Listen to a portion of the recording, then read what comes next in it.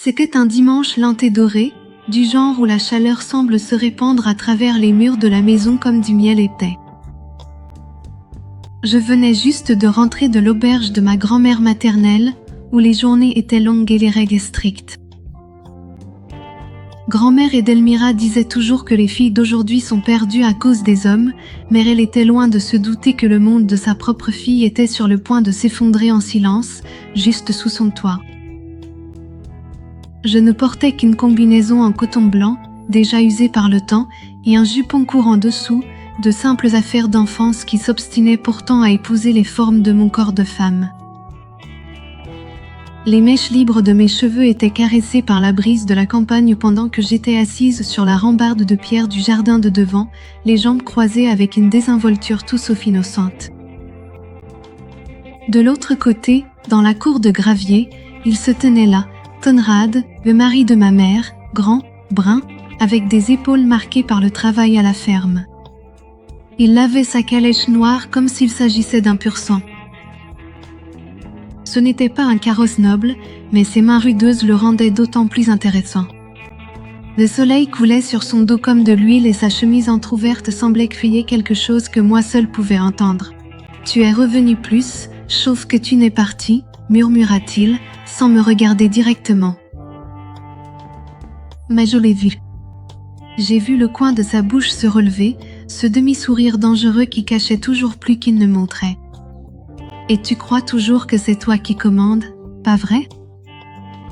J'ai répondu avec mon ton le plus défiant, celui que j'utilisais quand j'étais sur le point de franchir une limite qu'il ne fallait jamais franchir. Conrad a laissé échapper un petit rire. Il continua à caresser le cuir du siège de la calèche, mais je savais que ses yeux étaient posés sur mes genoux. Je faisais semblant de remuer les fleurs dans le parterre, mais j'étais attentive à chaque goutte d'eau qui coulait le long de sa nuque. C'était presque comme regarder un tableau vivant, un de ceux cachés dans des chambres privées, loin des regards chastes. La nuit tomba rapidement. Ma mère, Lady Béatrice, se retira tôt, prétextant un léger mal de tête. Elle commanda une tisane et disparut dans sa chambre, les stores tirés. Je descendis à la cuisine en fine chemise de nuit en lin et un léger châle, sans me soucier de paraître décente. J'avais toujours dormi ainsi depuis mon enfance, mais cette nuit-là, peut-être, il y avait plus d'intention derrière ce choix. Quand j'ouvris le vaisselier pour prendre un verre, j'entendis des pas fermes sur le sol. « Ce que lui, tu ne devrais pas te promener dans la maison comme ça, Isolde, dit-il, de cette voix rauque qui semblait toujours au bord du péché.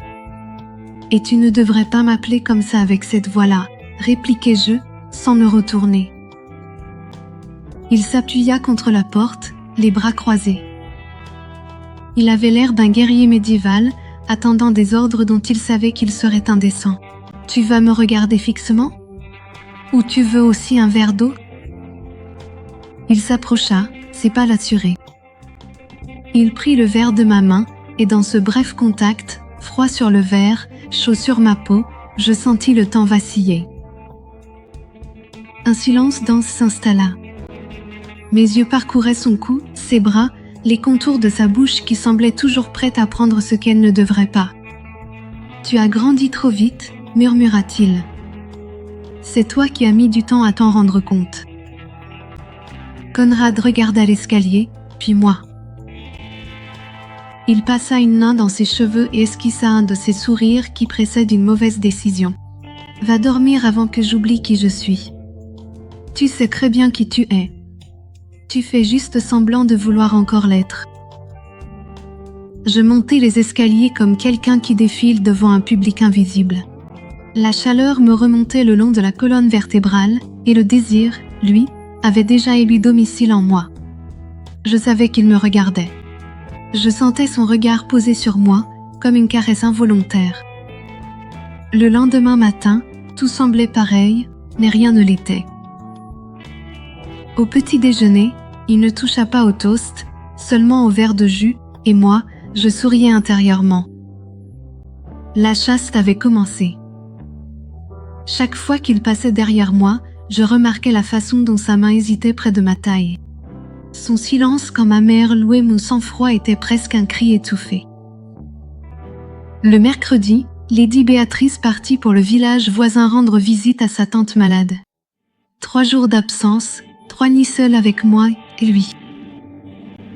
Dès que la calèche eut tourné le coin, la maison sembla respirer autrement.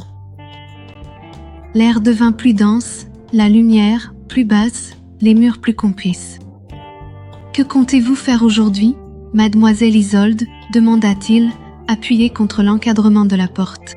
« Prendre un bain, puis laisser la journée me surprendre. » Il s'est mordu la lèvre. Je suis montée à l'étage. Et oui, j'ai laissé la porte de la salle de bain entr'ouverte. T'as rêvé? Non, par choix. T'as resté. Parce qu'une partie de moi ne voulait plus faire semblant. L'eau chaude tombait sur moi et la vapeur remplissait la pièce comme un rideau de secret. Puis, la porte grinça, lentement. Il est entré. La citerne semble fuir à nouveau, dit-il avec une désinvolture feinte, vêtu seulement de ses vêtements de nuit. Et tu viens à réparer la chemise ouverte? Son rire était profond. Je ne me suis pas retournée. Je savais qu'il me regardait, et cette certitude était plus excitante que n'importe quel contact. Si je te demandais de partir, tu partirais? Ça dépend de la façon dont tu demandes. Je me suis tue, c'était le silence le plus lourd de ma vie. Puis je l'ai senti, sa chaleur derrière moi, son souffle contre ma nuque. J'ai attendu que tu grandisses. Et maintenant je n'attends plus. Ses mains touchent ma peau comme si elles connaissaient le chemin par cœur. Il n'y avait pas de poésie. Il y avait du désir, nu, brûlant, interdit. L'eau ne couvrait plus nos bruits. Le reste du monde semblait lointain, sans importance. Quand je me suis retournée, nos corps se sont collés l'un à l'autre. Plus de voile, plus de culpabilité, juste le péché sous la forme d'un homme, et j'ai accepté. Nous avons terminé le bain sans dire un mot, mais nos corps brûlaient encore. Il est descendu à la cuisine, et je suis restée là, à vouloir tout recommencer. Ce soir-là, il a mis un vieux disque vinyle, une chanson instrumentale, mais personne n'a écouté la musique. La tension entre nous était la seule vraie mélodie. Et alors, toi aussi tu as senti la chaleur monter dans ce chapitre? Eh bien, sache que ce n'était que le début. Ce qui vient ensuite fera rougir plus d'une demoiselle et déroutera plus d'un gentleman, si tu vois ce que je veux dire. Alors mets un pouce bleu, abonne-toi à la chaîne Fabrica de Historia et active la cloche.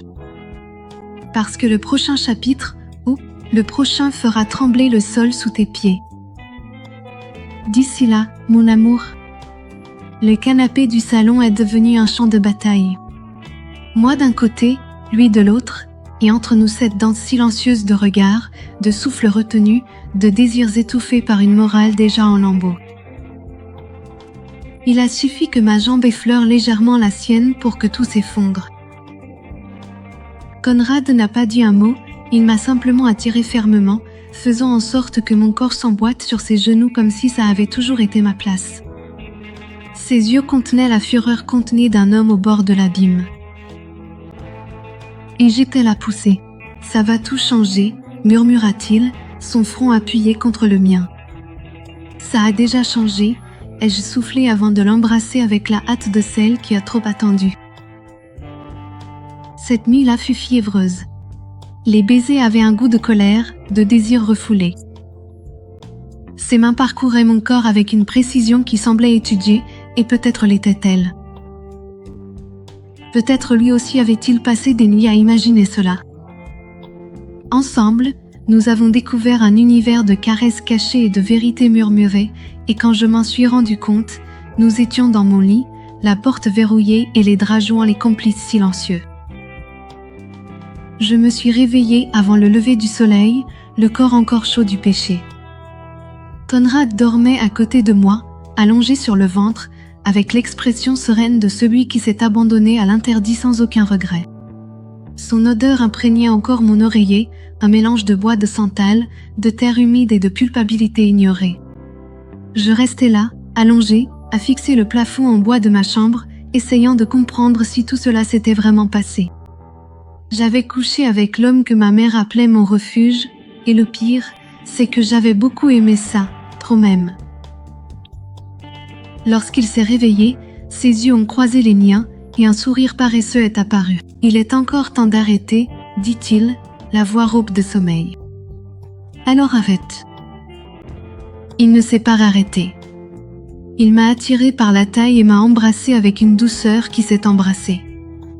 Le matin a été une répétition de l'aube, mais cette fois avec la lumière du soleil filtrant à travers les rideaux et nous baignant d'une lumière presque divine. Ironique, non? Nous rions doucement, nus sous les draps, quand nous avons entendu des pas dans le jardin, un petit trot léger, une voix familière. « C'est ta mère » a-t-il chuchoté, sautant hors du lit comme un gamin pris sur le fait. « Impossible. » « Elle ne rentre pas avant samedi soir » ai-je répondu. Mais nous avons couru à la fenêtre quand même. Nos cœurs battaient à tout rompre.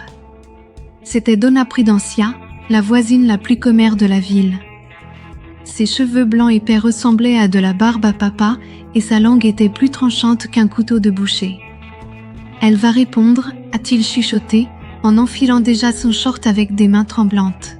« Et si elle se doute de quelque chose ?» Elle se méfie même des poules du jardin. « Détends-toi. » J'ai ouvert le portail avec ma meilleure expression d'ennui matinal. « Eh bien, bonjour Donna Prude. Tout va bien ? » « Eh bien, ta mère est partie, n'est-ce pas ?» demanda-t-elle sans détour, ses yeux balayant mon pyjama. « Oui, elle est partie. Elle est allée rendre visite à sa sœur malade. Elle m'a tout laissé à gérer. Et Conrad ? Il est là ? » Elle prononçait toujours son nom comme si elle était trop familière.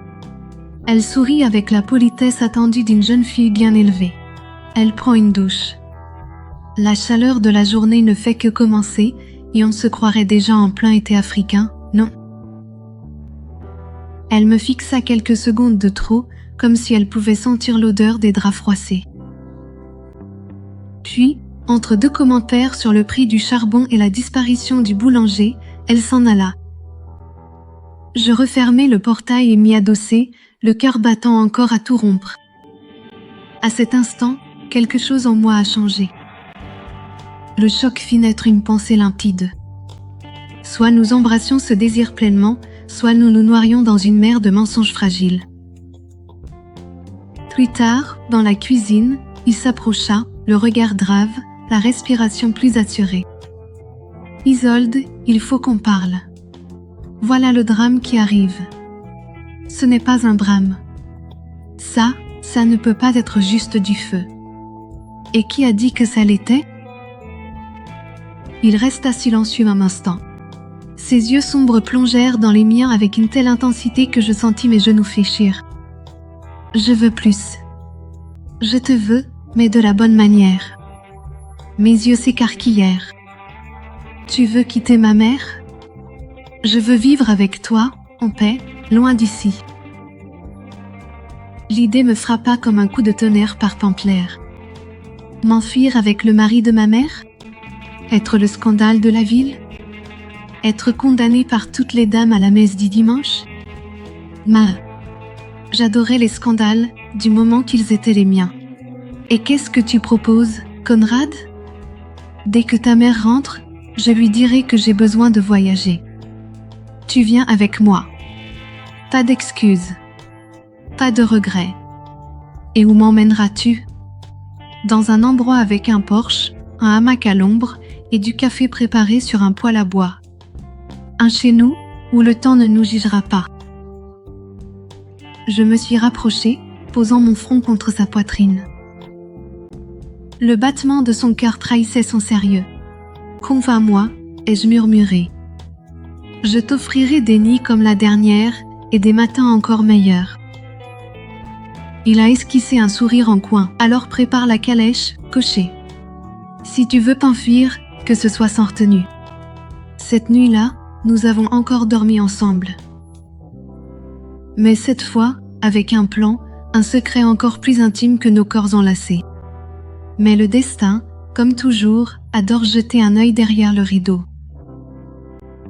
Le lendemain matin, à peine quelques heures avant le retour de ma mère, nous avons entendu frapper à la porte. « Allô ? C'est tante Arminda. Ta mère est déjà arrivée en ville. Elle a pris le train de 8 heures. Elle a dit qu'elle ne supportait plus la nostalgie. Le monde s'est figé. Moi en chemise de nuit, lui la chemise encore ouverte, le lit témoin du crime. Qu'est-ce qu'on fait maintenant ? Demanda-t-il, pâle. Maintenant, on va voir si le péché a droit à un rappel ou à une punition. Je me suis précipitée dans la chambre, j'ai ramassé ma chemise de nuit, mon oreiller et les draps trempés de désir. J'ai vaporisé de l'eau de lavande dans les couloirs. Lui, il a filé à la salle de bain pour s'habiller. Nous étions dans une pièce de théâtre où les applaudissements finaux pouvaient signifier la fin de tout. 15 minutes plus tard, les grilles se sont ouvertes. Lady Béatrice est entrée, souriante, portant un sac de bonbons et un regard qui m'a brisé le cœur. « Salut, mon amour », dit-elle en le serrant dans ses bras. Conrad répondit avec une affection parfaite, ni plus ni moins. J'ai observé en silence. Je ne ressentais aucune culpabilité. J'étais en colère d'être piégée dans un endroit où personne n'osait exprimer ses vrais sentiments. Nous avons passé le reste de la journée dans ce théâtre. Des sourires forcés, des conversations superficielles. Mais à l'intérieur, nous brûlions tous. Alors, dis-moi, te ferais-tu à ma place ? Est-ce que tu t'enfuirais avec lui ou est-ce que tu enterrerais le secret pour toujours ? J'aimerais beaucoup avoir ton avis. Alors, laisse un commentaire. Penses-tu que nous devrions suivre notre cœur ou notre conscience ? Aime cette vidéo si la tension t'a aussi coupé le souffle et partage-la avec quelqu'un qui aime les histoires à couper le souffle. Et accroche-toi bien, car le dernier chapitre arrive et il promet de faire battre ton cœur à toute allure. La chaleur entre nous vibrait encore dans l'air, comme le parfum de fleurs écrasées. Chaque fois que Conrad me croisait dans le couloir, je retenais mon souffle. Son odeur, ce mélange de cuir et de tabac frais, s'infiltrait dans les recoins de la maison comme si le désir lui-même avait une odeur. Ce soir-là, le dîner était un théâtre inconfortable. Ma mère, de bonne humeur, servait une soupe chaude aux pommes de terre et aux poireaux, mais personne n'avait faim, encore moins l'envie de faire semblant d'être normale. « Tu es bien silencieuse, ma fille », fit-elle remarquer. Des crampes, mentis-je, en poussant la cuillère contre mon assiette. Je me suis enfuie avant que le mensonge ne tourne au vinaigre dans ma bouche. Je suis montée dans ma chambre et quelques minutes plus tard, il est venu me rejoindre avec l'excuse la plus bidon du monde. « Je suis venue chercher mon encrier », dit-il, en soutenant mon regard.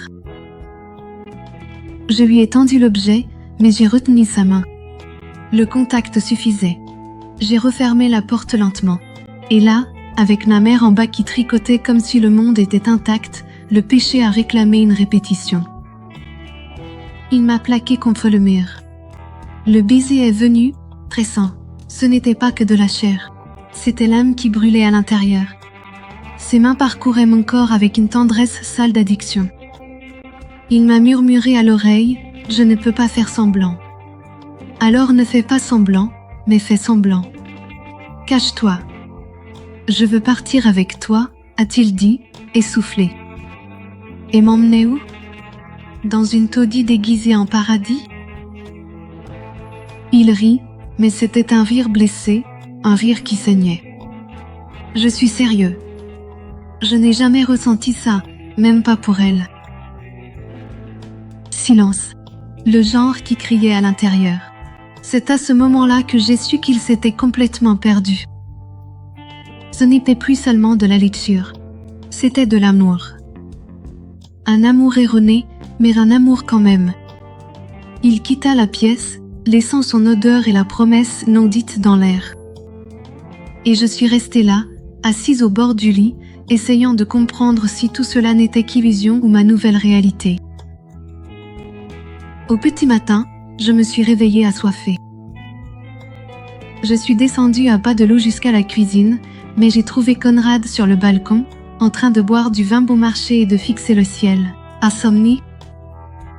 Ai-je demandé. Culpabilité, répondit-il sans me regarder. Je me suis assise à côté de lui. Le ciel était parsemé d'étoiles, mais en nous, il n'y avait que chaos et éclat. Et maintenant ? Demanda-t-il. Maintenant, on décide si on veut faire exploser le monde ou exploser en silence. Il m'a regardé avec l'intensité d'un homme au bord de l'abîme. Isolde, je t'aime.